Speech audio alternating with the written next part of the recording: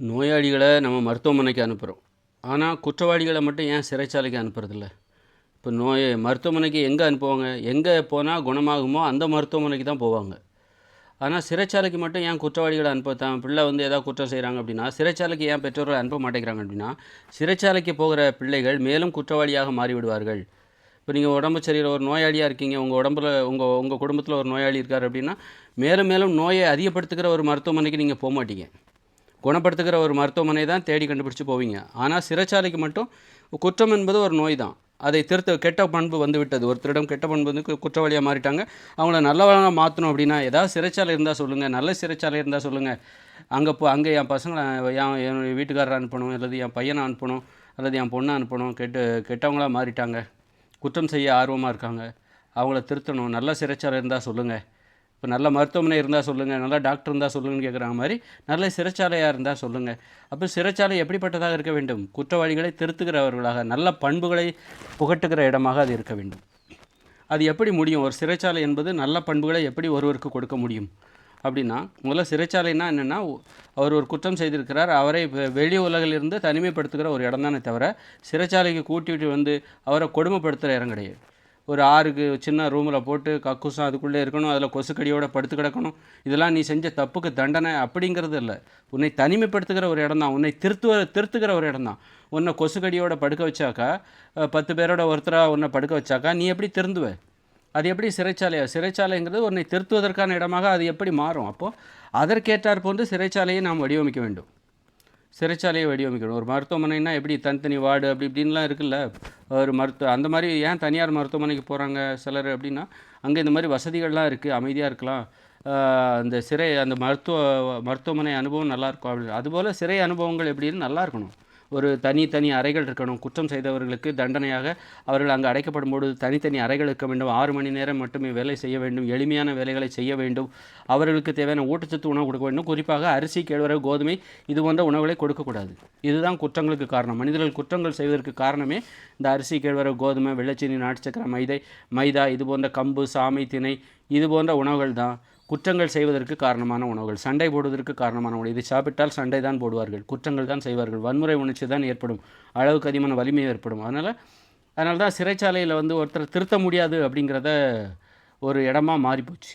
சிறைச்சாலை என்பது ஒருவரை அங்கு திருந்தவே வாய்ப்பில்லை, அவர்கள் இன்னும் குற்றங்கள் தான் அதிகமாக செய்வார்கள்.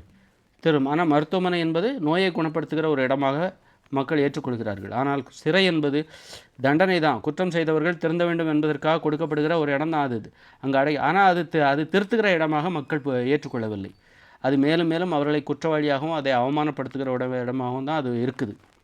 அதனால் சிறைச்சாலையை பற்றின நல்ல மதிப்பீடு மக்களுக்கு இல்லை. அங்கே போனால் ஒருத்தர் திருந்திடுவாருங்கிற அந்த இது இல்லை. அப்போது ஏன் இல்லை? சிறைச்சாலை என்பது ஏன் மனிதர்களை திருத்தவில்லை, குற்றவாளிகளை திருத்தவில்லை என்றால் அவர் அது எப்படி திருத்த முடியும்? குற்றங்கள் செய்தவர்களை எப்படி திருத்த முடியும் அப்படின்னா, அதற்கு உணவு கட்டுப்பாடு அடிப்படையானது. குற்றங்கள் செய்வதற்கு முதல்ல என்ன காரணம் அப்படின்னா, இந்த அரிசி, கேழ்வரகு, கோதுமை வன்முறை உணவு. இது சண்டை போடுவதற்காகவே கண்டுபிடிக்கப்பட்ட உணவு. இது போரிடுவதற்காக கண்டுபிடிக்கப்பட்ட உணவு, குற்றங்கள் செய்வதற்காக கண்டுபிடிக்கப்பட்ட உணவு. இதை சாப்பிட்டால் உங்களுக்கு அன்பு பாச உணர்ச்சி குறைந்துவிடும். உங்களுடைய பாசமெல்லாம் அந்த உணவில் தான் இருக்கும். நீங்கள் இட்லி, பூரி, பொங்கல், தோசை, பிரியாணி இதெல்லாம் சாப்பிட்டிங்கன்னா உங்களுடைய பாசம் மனிதர்கள் மீது இருக்காது. உங்களுடைய பாசம் பிரியாணி மீது, இந்த சோறு மீது, இட்லி மீது திரும்பிவிடும். இதற்கு அடிமை மது அருந்துகிறவர்களுடைய அன்பு பாசம் தன்னை அடிமைப்படுத்துகிற அந்த மதுபானத்தின் மீது திரும்பி விடுகிறது. கஞ்சா, போதை பழக்கத்துக்கு அடிமையானவர்களுடைய அன்பு பாசம், தேடல் எல்லாமே அந்த போதை பழக்கத்தின் மீது திரும்பி விடுகிறது, உறவுகள் மீது இல்லாமல். அதுபோல் இந்த சோறு, பூரி, பொங்கல், தோசை சாப்பிட்டா இது உணவடியில் உள்ள ஒரு போதைப் பொருட்கள், இதன் மீது திரும்பிவிடும். மனிதர்கள் நேசிக்க மாட்டார்கள், சண்டை தான் போடுவார்கள்.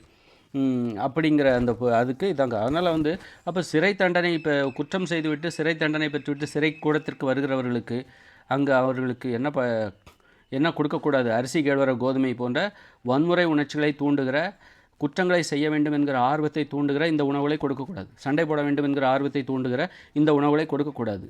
ஒழுக்கமாக வாழ வேண்டும், கட்டுப்பாடாக வாழ வேண்டும் என்கிற உணர்வுக்கு எதிரான உணவு தான் இந்த அரிசி, கேழ்வரகு, கோதுமை, அப்புறம் மைதா, வெள்ளச்சீனி, நாட்டு சக்கரை இதெல்லாம் கொடுக்கவே கூடாது. கம்பு, சாமை, களியெல்லாம் கிண்டி கொடுப்பேன், அதெல்லாம் கொடுக்கவே கூடாது. அவர்களுக்கு இதை தவிர்த்து விட்டு பிற உணவு, மாமிசம், மீன், முட்டை, டெய்லி 2 முட்டை கொடுங்க, நல்லா மாமிசம், மீன், முட்டை எல்லாமே கொடுங்க. ஏன்னா அவங்க உழைக்கிறாங்க, 6 மணி நேரம் அங்கே சிறைச்சாலையில் உழைக்கிறாங்க. அவங்க உழைப்பு அவங்களுக்காக தான் போய் சேரப்போகுது. அவங்க உழைக்கிற 6 மணி நேரம் உழைப்புனால அவங்களுக்கு தான் நீங்கள் உணவு கொடுக்க போகிறீங்க. ஒரு வீட்டில் ஒரு அப்பா உழைக்கிறார் அப்படின்னா குடும்பமே உட்காந்து சாப்பிட்ற அளவுக்கு அவருடைய உழைப்பு இருக்குன்னா, அப்போ சிறைச்சாலையில் ஒருத்தர் 6 மணி நேரம் உழைக்கிறாருன்னா, அப்போ அவருக்கு கொடுக்க வேண்டிய ஊட்டச்சத்து உணவுகளுக்கு அவர் உழைக்கிறாரு, அந்த உழைப்பு போதாதா? தாராளமாக போதுமே. அப்போ அவருக்கு தினம் 2 முட்டை கொடுக்கலாம், தினம் மாமிசம் கொடுக்கலாம், பழங்கள் கொடுக்கலாம், காய்கறிகள் கொடுக்கலாம், கிழங்கு கீரை வகைகள், பருப்புகள், கடலைகள், காளான், சத்தான உணவுகள் இப்படி கொடுக்கணும். அப்போ தான் நல்ல சிந்தனை வரும். சிந்தனை வந்து மோசமாக போச்சுன்னு வச்சுக்கோங்க, நீங்கள் சாப்பாட்டில் அவங்களுக்கு வந்து சரியான ஊட்டச்சத்து உணவு கொடுக்கலன்னா சிந்தனை கெட்டு போயிடும், தெளிவான நல்ல சிந்தனை வராது. அதனால் அரிசி கேழ்வரகு கோதுமைலாம் கொடுக்கவே கூடாது. அப்போ இப்படி ஒரு 50 நாட்களுக்கு நான் சொல்கிற உணவு கட்டுப்பாட்டை கடைபிடிக்கணும் இந்த சிறைவாசிகள். அப்போது அவங்க தெரிஞ்சிருவாங்க, ஒரு அரிசி கேழ்வரகு கோதுமையெல்லாம் சாப்பிடாம என்னால் 50 நாள் இருக்க முடியும் அப்படின்னா அப்படிப்பட்டவர் எப்பேற்பட்டவராக இருப்பார். இப்போ நான் அந்த மாதிரி கட்டுப்பாடாக கடைபிடிக்கிறேன் அப்படின்னா, அரிசி கேழ்வரகு கோதுமை வெள்ளைச்சீனி நாட்டு சக்கரை இதை நான் 50 நாளைக்கு சாப்பிட மாட்டேன்னா அப்படின்னா நான் எப்பேற்பட்ட ஆளாக இருக்க முடியும். அப்போது அதுபோல் தான் இந்த சிறை கைதிகளுக்கு அரிசி கேழ்வரகு கோதுமை வெள்ளைச்சீனி நாட்டு சக்கரை மைதா இந்த உணவுகளை கொடுக்காதீங்க. சாமை திணை குதிரைவாலி இது மாதிரி உணவுகளை கொடுக்காதீங்க. அதை தவிர்த்து விட்டு 2 நாளைக்கு டெய்லி 2 முட்டை கொடுங்க, மாமிசம் கொடுங்க, மீன் கொடுங்க, காய்கறி பழங்கள் இப்படி ஊட்டச்சத்து நிறைந்த உணவுகளை நல்லா கொடுங்க. எளிமையான வேலையா, ஏன்னா அதுக்கான உழைக்கிறாங்க அவங்க, அந்த உழைப்பிலேருந்து தான் அவங்களுக்கு நீங்கள் அதை கொடுக்குறீங்க. 6 மணி நேரம் டெய்லி உழைக்கணும் போதும். டெய்லி விளையாடணும் கண்டிப்பாக 1 மணி நேரம்.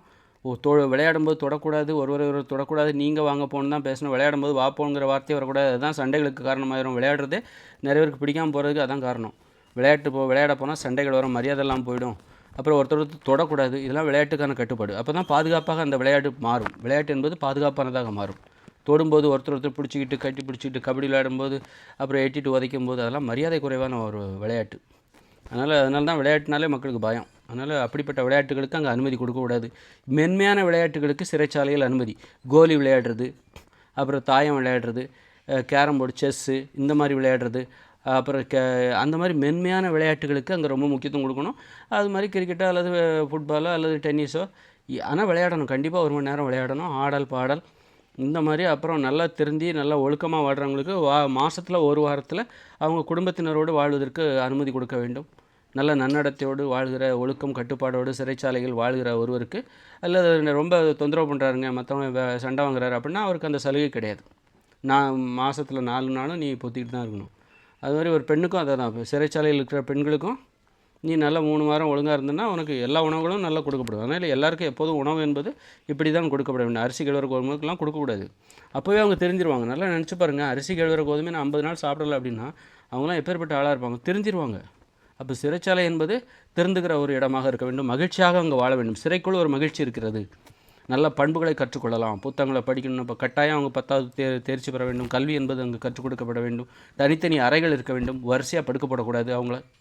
அப்போ அதுக்கெலாம் இடம் பத்தாது. இடம்லாம் பத்தும், நம்ம நினச்சா எல்லாம் முடியும். அப்போ அந்த மாதிரி தனித்தனி அறைகள் கொடுக்கப்பட வேண்டும். அப்போ தான் வந்து தனிமைப்படுத்தணும். அப்போ அதாவது தூங்கும்போது தனிமைப்படுத்தணும். அப்போ தான் நிறைய தப்பான உறவுகள்லாம் அங்கே நடக்காது. ஓரின சேர்க்கையெல்லாம் நடப்பதற்கு என்ன காரணம்? ஒரே அறையில் 10 பேரை படுக்க வைக்கிறது, அது ஒரு காரணமாக இருக்குது. தூங்கும்போது தனிமைப்படுத்தப்பட வேண்டும். தனித்தனி அறையில் அவர்கள் இருக்க வேண்டும். தனித்தனி கழிவறையில் நல்ல தனி வசதி, கொசுக்கடி இருக்கக்கூடாது. நிம்மதியாக சந்தோஷமான ஒரு வாழ்க்கை சிறையில் இருக்க வேண்டும். அதை விட சந்தோஷமான வாழ்க்கை வெளியில் இருக்க வேண்டும். சிறைக்கு போனால் சந்தோஷமான ஒரு வாழ்க்கை சிறையில் இருந்தால் எல்லோரும் சிறைக்கு போகலாமே அப்படின்னு நினச்சிருவாங்களே நீங்கள் நினைக்கிறீங்கன்னா, அப்போ சிறை வாழ்க்கையை விட ஒரு சிறப்பான வாழ்க்கை வெளியில் இருக்கணும். எல்லா மனிதர்களுக்கும் கிடைக்குமாறு செய்ய வேண்டும். அது எப்படின்னு எனக்கு தெரியும். அதனால் வெளியில் உள்ள வாழ்க்கை வந்து மோசமாக இருக்கும்போது சிறை வாழ்க்கையை நீங்கள் மேம்படுத்துனீங்க அப்படின்னா அப்போ சிறைக்கு தான் வரணுங்கிற அந்த ஆசை வரும். சிறை வாழ்க்கையே சூப்பர் அப்படின்னா அதை விட சூப்பரானது வெளியில் உள்ள ஒரு வாழ்க்கை அப்படிங்கிற ஒரு புரிதல் இருக்கணும். அப்போ தான் சிறை என்பது, சிறையை தேடி நிறைய பேர் வரமாட்டாங்க. அதனால் வந்து இப்படி இருக்கும்போது சிறைச்சாலை என்பது, மருத்துவமனை என்பது நோயாளிகளை குணப்படுத்துகிறது. சிறைச்சாலை என்பது மக்களை குற்றங்களிலிருந்து திருத்துகிற ஒரு கூடாரமாக அது மாறிவிடும். அதற்கு உணவு கட்டுப்பாடு ரொம்ப முக்கியம். தினம் விளையாடணும். அப்புறம் நன்னடத்தையோடு இருக்கிறவர்களுக்கு 1 மாதத்தில் 1 வாரம் குடும்பம் நடத்த அனுமதி. இல்லை அவருக்கு கல்யாணமே ஆகலை அப்படின்னா, சிறை கைதியாக வேறு யாராக இருக்குது, இப்போ ஒரு ஆண் கல்யாணமே ஆகலை அப்படின்னா சிறை கைதியாக இருக்கிற பெண்கள் யாராக இருக்காங்க அப்படின்னா பிடிச்சிருந்தால் கல்யாணம் பண்ணி வைக்கிறது, விருப்பத்தோடு வந்து வாழ வைக்கிறது. அந்த மாதிரி வாரத்தில் 1 நாள் நீங்கள் குடும்பம் நடத்தலாம். நீங்கள் நல்லா நன்னடத்தையோடு இருந்தீங்க அப்படின்னா வாரத்தில் 1 நாள் குடும்பம் நடத்துகிற அந்த அனுமதி கிடைக்கும். அது மாதிரி ரொம்ப இல்லை ஒரு ஆயுள் தண்டனை 20 வருஷம் தண்டனை பெற்றுட்டார் அப்படின்னா அப்போ நீங்கள் இது வரைக்கும் 10 வருஷம். ஆனால் கணவன் மனைவி ஒரு மனைவியை வந்து அவர் வந்து பெண் சிறை கைதியாக இருக்கிற ஒரு பெண்ணிடமிருந்து தேர்ந்தெடுத்து விட்டார். மாதத்தில் 1 வாரம் மட்டும் குடும்பம் நடத்துகிறார். அப்படிங்கும்போது ஒரு 10 வருஷம் 10 வருஷம் இருந்துட்டாங்க. அப்படிங்கும்போது மீதி இன்னொரு 10 வருஷம் இருக்குது. அப்படிங்கும்போது அவங்கள வந்து ஒரு குடும்பம் நடத்துகிற ஒரு சிறை கூடாரத்தில் கூட அந்த மாதிரியெல்லாம் ஒரு புதுமையான அனுபவங்களை கடைசியில் அவங்க நல்லா, அதாவது அவங்கள வந்து கொடுமைப்படுத்தக்கூடாது, மனச்சிதைவுக்கு ஆளாக்கக்கூடாது. சிறைக்குள் ஒரு மகிழ்ச்சியான வாழ்க்கை அப்படித்தான் வாழ வைக்கணும். அவங்கள கொடுமைப்படுத்தினீங்கன்னா அவங்க அதுலேருந்து விடுபடுறதுக்கு தப்பான வழியை தேர்ந்தெடுப்பாங்க. சிறைக்குள்ளே போதைப்பொருள், ஓரின சேர்க்கை, வன்முறை, அடிதடி சம்பவங்கள் அது மாதிரி போயிடுவாங்க. அது மாதிரி சிறைக்குள்ளே அவங்கள வந்து அவருடைய மனம் ஆரோக்கியமாக இருக்கணும். சிறை என்பது மனிதர்களை திருத்துகிற ஒரு இடமா இருக்கணும், மருத்துவமனை போல். சிறைச்சாலை என்பது ஒரு மருத்துவமனை போல் நோயாளிகளை குணப்படுத்துகிற நோக்கம்தான் மருத்துவமனைக்கு இருக்குது. அதுபோல் இன்றைக்கி பார்த்திங்கன்னா மருத்துவமனையை கூட நோயாளிகளை மேலும் மேலும் நோயாளிகளாக்கி அவங்ககிட்ட இருந்து எவ்வளோ பணம் பிடுங்கணும் அப்படிங்கிற, அதுபோல் சிறைச்சாலையும் அது மாதிரி தான் இருக்குது. அவர்களை திருத்துறது அதோட நோக்கம் இல்லை, மேலும் மேலும் அவர்களை சிறை கைதிகளாக மாற்றுவது தான் அவருடைய நோக்கமாக இருக்கிறது. அப்போ அதுபோல் அப்படி இருக்கக்கூடாது அப்படிங்கிறது தான் என்னுடைய கருத்து.